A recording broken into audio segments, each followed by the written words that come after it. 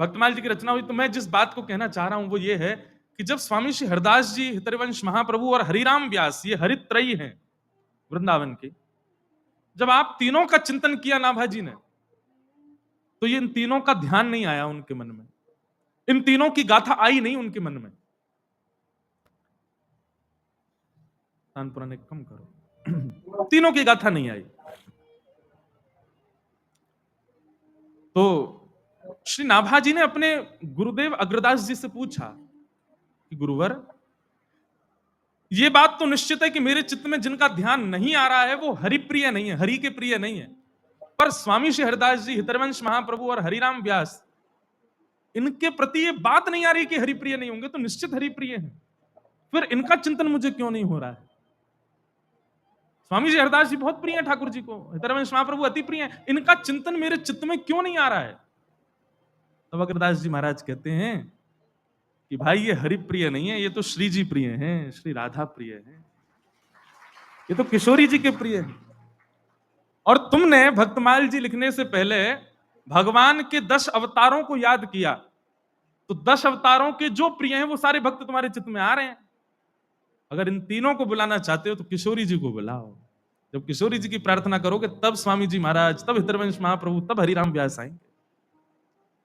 ये बात जब मैं बोल रहा था कथा में, ऐसे रोंगटे खड़े हो रहे थे, इतना आनंद चित्त में आ रहा था।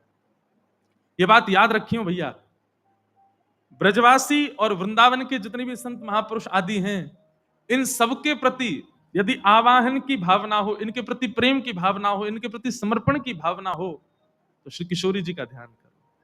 किशोरी जी की कृपा से ही ब्रजवासी प्रिय लग सकते हैं, किशोरी जी की कृपा से ही ब्रजवासी आपको प्रिय लग सकते हैं, ब्रजवासियों को आप प्रिय लग सकते हैं। तो ऐसे किशोरी जी का स्मरण किया जब श्री अग्रदास जी ने, तब नाभाजी के चित्त में हरिदास जी, हरिराम व्यास जी और हितरवंश महाप्रभु आए। वृंदावन साचो धन भैया, वृंदावन साचो धन भैया। हरिराम व्यास जी का ये पद है, बहुत सावधानी से सुनिएगा। तो बोले इस धन को कमाया कैसे जाए? तो बोले कमाने से पहले त्याग करना पड़ेगा। किस चीज का? हरिराम व्यास जी कहते हैं, कनक कूट कोटिक लगत जिए, भजिए कुंवर कन्हैया। कनक कूट कोटिक लगत जिए, भजिए कुंवर कन्हैया। जितनों है पास, जितनों संग्रह कर रखो है अपने पास में, भैया ब्रजभाषा में कथा होगी ना, ध्यान से सुनियो। जितनों इकट्ठो कर रखो है, जितनों संग्रह कर रखो है, जितनी जमा पूंजी है, ऐसा नहीं कह रहे हैं कि बाको लुटा दो। उनके प्रति जो ममता है, जब तक वो रहेगी तब तक आप वृंदावन को नहीं कमा सकते। समझ में आई बात? वृंदावन को समझना बहुत ऊंची बात है भैया, सिर तो भले हिला दोगे, समझ में आ जाए, बहुत बड़ी बात है। आपके पास जो कुछ भी है, गाड़ी है, घोड़ा है, घर है, पत्नी है, पति है, बच्चे हैं, धन है, संपदा है, सबको रखो, पर सबके प्रति जब तक ममत्व नष्ट नहीं होगा तब तक वृंदावन नहीं कमा सकते आप। वृंदावन में आए हैं, वृंदावन को भज रहे हैं, वृंदावन को सुन रहे हैं, और उसके बाद भी अन्य भावों की चिंता लगी हुई है, वृंदावन नहीं कमा पाओगे। हरिराम व्यास जी कहते हैं, कनक कूट कोटिक लग तजिए, भजिए कुंवर कन्हैया। अरे मेरू पर्वत के समान स्वर्ण भी मिल जाए, उसका भी त्याग करो, तब वृंदावन आएगा चित्त में। वृंदावन बिना त्याग के नहीं आ सकता। बिना किसी को छोड़े, बिना किसी का त्याग किए, बिना ममत्व के नष्ट किए वृंदावन नहीं आ सकता चित्त में। आप सोचो कि एक पाम बंबई में भी रहो आए, दूसरों वृंदावन में धल लें, गिर जाओ। सदा एक के ही रहो, या तो दुनिया के ही रहो या वृंदावन के ही रहो। कनक कूट कोटिक लगत जिए, भजिए कुंवर कन्हैया। जहां श्री राधा चरण रेणु की, कमला लेत भलैया। आतुर वन में व्यास पुकारे, आतुर वन में व्यास पुकारे। है कोई रसिक सुनैया, है कोई रसिक सुनैया, वृंदावन साचो धन भैया, वृंदावन साचो तो कृष्ण लीला रसामृत के साथ साथ वृंदावन रसामृत भी चलेगा। 5 दिन तक वृंदावन महिमा भी चलती रहेगी, ब्रजरज की महिमा भी चलेगी, यमुना जी की महिमा भी, और जो जो आ पाएंगे सबन को बुलाएंगे। तो सब भावों से युक्त एक कथा रहेगी। आइए आज दसम स्कंद का प्रारंभ करते हैं, जहां पर संपूर्ण भगवान की लीलाओं का वर्णन किया गया है। उसकी भूमिका सुन करके कृष्ण जन्म उत्सव कल मनाएंगे कथा। बोलो वृंदावन बिहारी लाल की जय।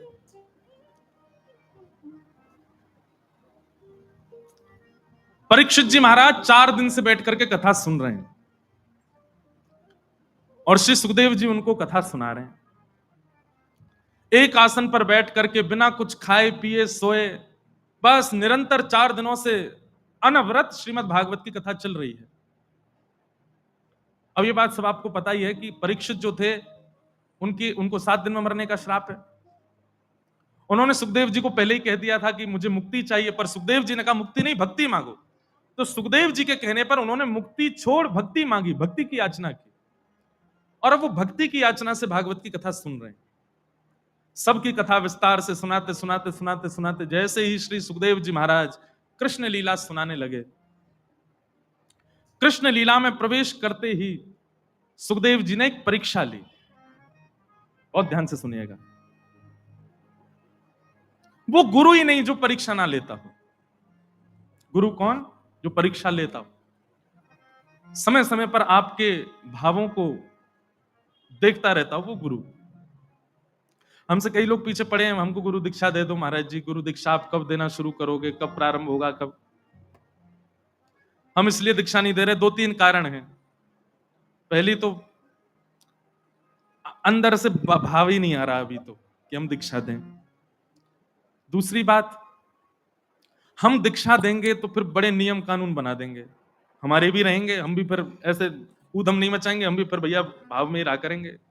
क्योंकि शिष्य जितने ज्यादा होते चले जाएंगे, गुरु को उतना भजन बढ़ाना चाहिए। अभी हमारे अंदर बाल बुद्धि है, हम कूद हम करते हैं, खेल कूद करते हैं, इधर उधर कथा करने जाते हैं, और गुरु बन जाएंगे तो फिर हमको भी नियम से रहना पड़ेगा। भाई इतने शिष्य हो गए, जितने शिष्य बढ़ेंगे उतनी माला बढ़ानी पड़ेगी। हमको पता है जिस दिन उद्घोषणा होगी कि हम दीक्षा दे रहे हैं, उसी दिन इतनी माला बढ़ जानी है हमारी, अध्ययन आदि नहीं कर पाएंगे। तो ये एक कारण। दूसरी बात, हाँ तीसरी बात, हम गुरु बनेंगे तो फिर भैया स्ट्रिक्ट वाले बनेंगे। हर गुरु पूर्णिमा पे फिर हमको चेकिंग चाहिए, कितनी माला जपते हो, कितना नाम जपते हो, तिलक अभी तुम श्री लगाते हैं, पर उसके बाद पूरा तिलक लगाएंगे, द्वादश तिलक लगा के बैठना पड़ेगा, बड़े नियम कानून रहेंगे। अभी हमारा अध्ययन में ज्यादा मन लगता है, इसलिए हम गुरु दीक्षा नहीं देते। और फिर शिष्य भी जो जो आएंगे, सबकी लाइन लगा कॉपी दिखाओ, कितना होमवर्क किया साल भर में, कितना नाम जप रोज करते हो, कितनी गुरुमाला रोज करते हो, नियम का पालन करते हो कि नहीं करते हो। सौगंध दे दे करके दीक्षा देंगे। आधे ने तो आज ही गुरु बदल दिए होंगे, इनसे नहीं लेनी है। सौगंध दे दे करके दीक्षा देंगे, सौगंध है तुमको। पत्नी को पति की दे देंगे, पति को पत्नी की दे देंगे। अगर तुमने ये काम किया तो सौगंध है एक दूसरे की, ये करने ही नहीं है। अब इतनी कमर कस के बैठे हो तो आना, फिर देंगे दीक्षा। तो पूरा नियम कानून रहेगा। लाल जी से आज्ञा लेनी थी, जन्माष्टमी में पर्ची डालनी थी, पर भूल ही गए, इतने थक गए कि 3-3 जगह तो जन्माष्टमी करे आए तो पर्ची नहीं डाल पाए। लेकिन करेंगे जल्दी, जब भी होगा तो फिर 3 दिन का एक सत्र होगा, ऐसा मन में भाव है। 3 दिन का यहीं पर एक सत्र होगा, उस सत्र में पूरी रामानुज गुरु परंपरा बताई जाएगी। पहले परंपरा क्या है, तिलक क्या है, नाम क्या है, नाम की विधि क्या है, सब समझाने के बाद चौथे दिन फिर गुरु दीक्षा का कार्यक्रम होगा, कभी होगा तो गुरु कौन? जो परीक्षा लेता हो। सुखदेव जी ने परीक्षा ली। कैसी परीक्षा ली? परीक्षित 4 दिन से निष्ठावंत होकर के कथा सुन रहे हैं, और श्री सुखदेव जी महाराज ने 4 दिन के पश्चात जैसे ही कृष्ण लीला प्रारंभ की, परीक्षित अत्यंत प्रसन्न मुद्रा में, और महाराज उत्साहित हो गए कि बस अब मेरे पूर्वजों के रक्षक श्री कृष्ण की कथा सुनाई जाएगी। जैसे ही कृष्ण लीला प्रारंभ की, 2 श्लोकों में संपूर्ण कृष्ण कथा सुना दी। संपूर्ण कृष्ण कथा 2 श्लोकों में सुना दी। बोले भैया, भगवान श्री कृष्ण का मथुरा में जन्म हुआ। देवकी और वसुदेव के यहाँ ठाकुर जी लाला बन करके आए। जन्म लेते ही भगवान गोकुल चले गए। गोकुल जाकर के ब्रजवासियों को और ब्रज गोपिकाओं को सुख प्रदान किया। ब्रज में लीला करके भगवान फिर वृंदावन गए। वृंदावन में रास विहार किया। रास विहार के उपरांत ठाकुर जी वृंदावन छोड़ के मथुरा आ गए। मथुरा के कंस वध किया। कंस वध के बाद भगवान गुरुकुल पढ़ने गए। गुरुकुल से वापस आकर के भगवान रण छोड़ करके द्वारिका चले गए। 16,108 ब्याह हुए। महाभारत का युद्ध हुआ। गीता का ज्ञान उपदेश किया। लौट करके भगवान द्वारिका में कुछ लीला किए। लीला करके भगवान ने संपूर्ण यदुवंशियों को श्राप युक्त करवा करके अपनी लीला को विश्राम कर दिया। अब ये संपूर्ण कथा सुन करके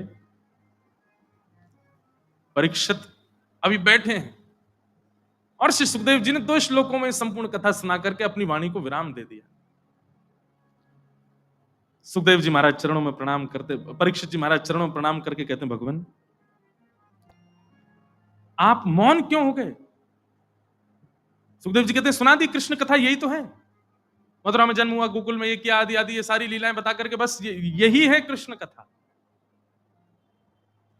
और यहां से अब 10वां स्कंद प्रारंभ होता है। जिस कृष्ण लीला को सुनने के लिए आप सब बैठे हो, उससे पूर्व श्रोता की स्थिति कैसी होनी चाहिए, वो ध्यान पूर्वक सुनिएगा।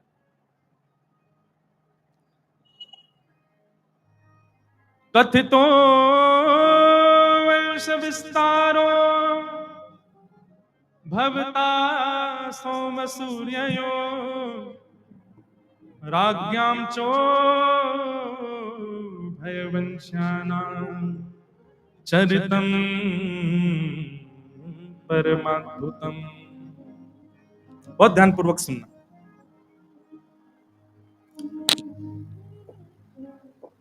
परीक्षित जी कह रहे हैं, भगवान भैरवी लोग बस विस्तार से सुनाओ। आपने इतने राजाओं की कथा मुझे विस्तार से सुनाई, इतने सारे प्रसंग मुझे विस्तार से सुनाए, मैं सबको धैर्यपूर्वक सुनता रहा। परंतु जिनकी कथा सुनने के लिए मैं पिछले 4 दिन से बैठा हूं, मैंने आसन भी नहीं बदला, मैं सोया भी नहीं, मैंने जलपान भी नहीं किया, मैंने भोजन भी नहीं किया, जिनकी कथा सुनने के लिए मैं बैठा हूं, आप उन्हीं की कथा मुझे इतने इतने इतने सूक्ष्म में क्यों सुना रहे हैं? सदैव याद रखना, ठाकुर जी आपके जप की संख्या से प्राप्त नहीं होते, आपके यज्ञ की संख्या से प्राप्त नहीं होते, आपकी आहुतियों की संख्या से प्राप्त नहीं होते। एक बात निश्चित मान लीजिएगा, संख्या अधिक होना भगवत प्राप्ति में आवश्यक नहीं है। संख्या भले ही एक हो पर परिपूर्ण हो।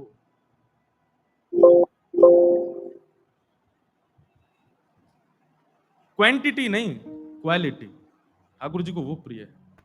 हम मात्राओं पर ध्यान रखते हैं कि कितनी ज्यादा कर रहे हैं।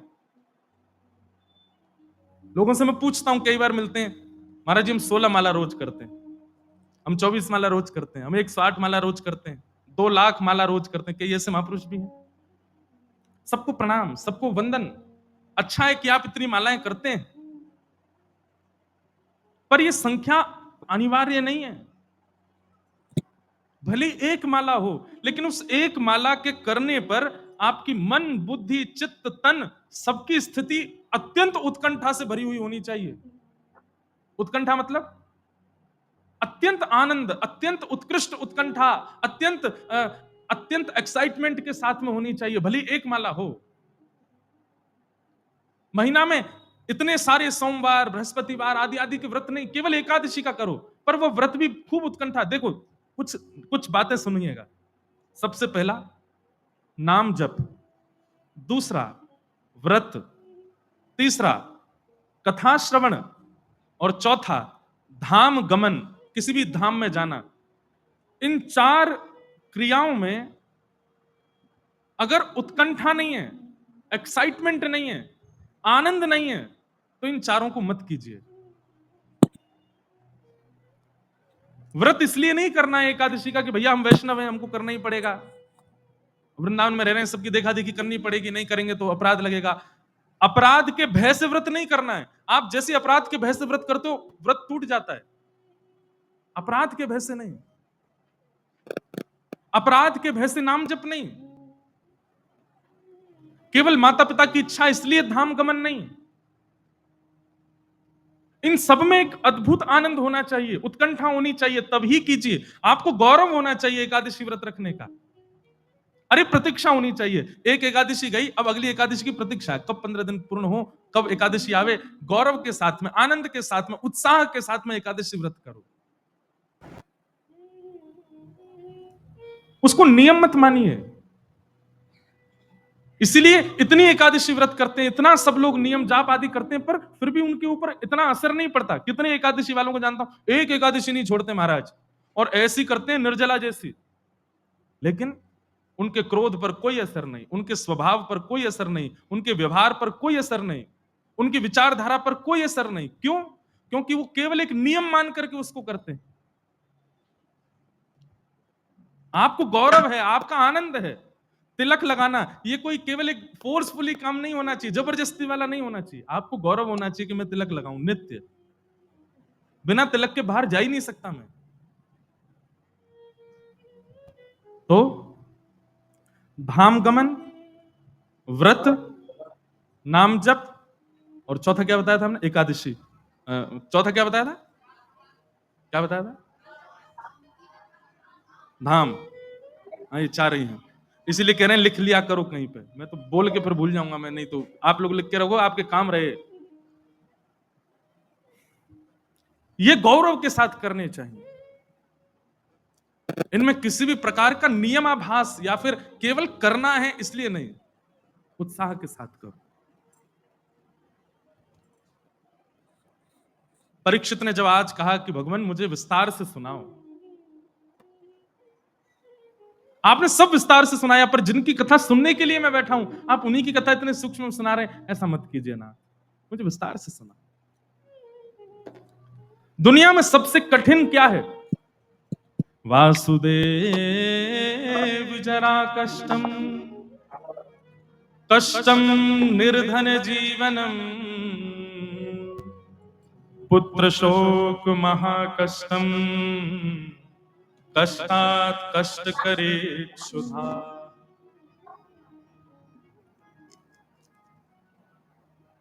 सबसे बड़ा कष्ट क्या है संसार का? बुढ़ापा, वृद्धावस्था सबसे बड़ा कष्ट है।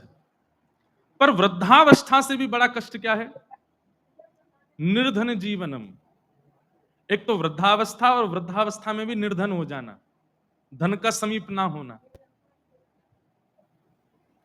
वृद्धावस्था सबसे बड़ा कष्ट है, उससे भी बड़ा कष्ट वृद्धावस्था में निर्धन हो जाना, और उससे भी बड़ा कष्ट क्या है? पुत्र शोक महाकष्टम। एक तो वृद्धावस्था, ऊपर से निर्धनता, और तीसरा युवा पुत्र का नेत्रों के समीप, नेत्रों के सामने मृत्यु हो जाना, सबसे बड़ा कष्ट है। इसको महाकष्ट बताया गया। माता पिता बैठे हैं और माता पिता, वृद्ध माता पिता के सामने युवा बालक चला जाए, इससे बड़ा कष्ट नहीं है संसार में।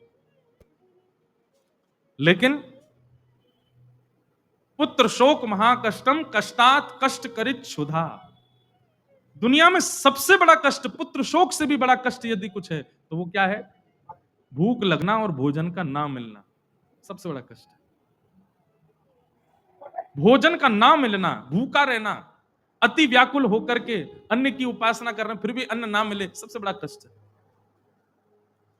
पर श्री सुखदेव जी महाराज कहते हैं कि राजन कुछ खा लो, कुछ पी लो, और वहां पर भी परीक्षित जी महाराज कहते हैं भगवान मुझे भूख नहीं लगती, मुझे प्यास नहीं लगती, मुझे केवल आपकी रस कथा श्रवण करनी है, मुझे केवल आपके भाव श्रवण करने हैं। अब ये कथा ही, ये भाव ही मेरी भूख पेट को, मेरे पेट को ऊर्जा प्रदान करेंगे, मुझे भूख प्रदान करेंगे, मेरी भूख को निवृत्त करेंगे। अब सामान्य अन्न की उपासना, सन्निक अन्न की इच्छा नहीं है मुझे, आप कृपा करके केवल कथा रसामृत पिलाओ। ऐसी स्थिति जब हो जाए तब कृष्ण कथा प्रारंभ होती है श्रीमद् भागवत में। हमारी स्थिति नहीं है ऐसी। हमें तो क्षणिक भाव भी, संसार का कोई भी क्षणिक भाव भी आकर्षित कर लेता। एक इंपॉर्टेंट कॉल आ जाए, वैसे तो आएगा नहीं, हॉल में यहां नेटवर्क ही नहीं आती किसी के, एक क्षणिक फोन आ जाए कि भाई ये काम है जरूरी, आप तुरंत जाओगे। कथा त्याग करने में, भगवत लीला श्रवण करने के त्याग में किंचित भी भाव नहीं रखेंगे, हम तुरंत चले जाएंगे। पर परीक्षित जी की स्थिति ऐसी नहीं है। परीक्षित जी तो कह रहे हैं, कथितो वंश विस्तारो भवता सोम सूर्ययो राज्ञां चोभयवंश्याना चरितम परमाद्भुतम। आप कृपा करके मुझे विस्तार से सुनाओ। मुझे नहीं लगती भूख, मुझे नहीं लगती प्यास। केवल भूख प्यास से विप्राय नहीं, संसार की हर वो वस्तु जिसके प्रति आप कथा भी छोड़ सकते हो आकृष्ट होकर के, वह भी सामने आ जाए तो उसका भी त्याग कर दिया जाए कथा के लिए, तब कृष्ण लीला में प्रवेश होता है। एक प्रकार से कह दें तो जब तक गोपी भाव चित्त में नहीं आवे तब तक कृष्ण लीला में प्रवेश नहीं मिलेगा। गोपियां कैसी हैं? यादोहने बहनने मथनोपलेप प्रेंखेंखनार भरुदितो क्षणमार्जनादौ। एक बहुत अच्छा पद है, इसी पद को केंद्र में लेकर के 4 दिन की कथा है अक्टूबर में गिरिराज जी में। पद का नाम है गोपी प्रेम की ध्वजा।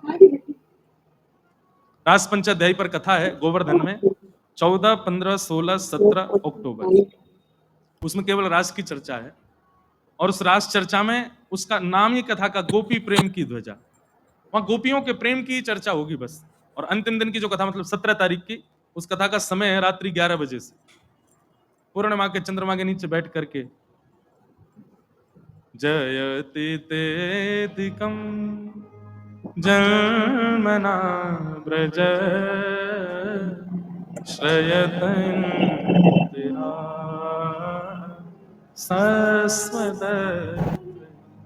भैया एक बात बिल्कुल स्पष्ट सुन लो, ये कोई केवल कहने वाली बात नहीं है, केवल प्रचलित बात नहीं है, आपको आकर्षित करने वाली बात नहीं है। वृंदावन रस लीला में प्रवेश तब तक नहीं मिलेगा जब तक गोपी भाव चित्त में ना हो। भोजन का त्याग कर देना, जल का त्याग कर देना, ये परीक्षित को एक प्रकार से गोपी भाव में उन्मुक्त कर रहा। परीक्षित कह रहे हैं मुझे भूख नहीं लगती, कथा ही मेरा भोजन है। मुझे प्यास नहीं लगती, कथा सुनकर के मेरी प्यास पूरी हो रही है। सुखदेव जी, परीक्षित तो ये तक कह देते मुझे निद्रा भी नहीं है। आप जब कथा सुनाते हैं तो मुझे ऐसा लगता है कि इससे बड़ा विश्राम मेरे लिए कोई नहीं है।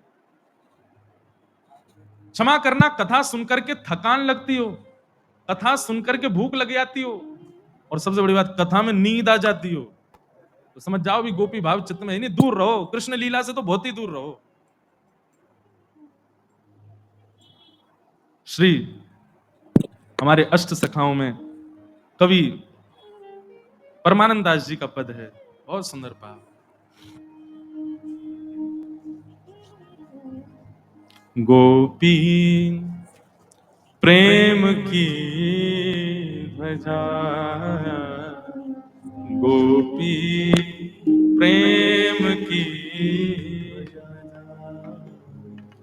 गोपी प्रेम की ध्वजा, गोपी प्रेम की। सब लोग गाओ, गोपी प्रेम की ध्वजा, गोपी